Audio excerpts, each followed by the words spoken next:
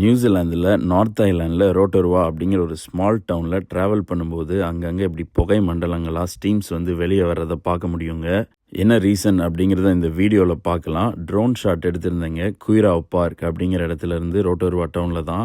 உலகத்தில் ஃபியூ பிளேசஸில் தாங்க ஜியோதெர்மல் ரீஜியன்ஸே அமைஞ்சிருக்கு. அதுலேயும் சில இடங்களில் தான் ஆக்டிவாக இருக்குது. குறிப்பாக சொல்லணும்னா ரோட்டோருவாவில் இருக்கக்கூடிய டோப்போ வல்கனிக் ஜோன் வந்து இன்னும் ஆக்டிவாக தாங்க இருக்குது. தரைமட்டத்தில் இருக்கக்கூடிய மேக்மா பார்த்தீங்கன்னா அண்டர் கிரவுண்ட் வாட்டரை ஹீட் பண்ணுது. அப்படி அந்த வாட்டர் வந்து வெப்பநிலையை தாக்கு பிடிக்க முடியாமல் கிராக்ஸாக வந்து வெளியே வருதுங்க. அப்படி வரக்கூடியது தான் வந்து ஹாட் ஸ்ப்ரிங்ஸு, கீசர்ஸு, ஸ்டீம்ஸாக வெளியே வருது நமக்கு.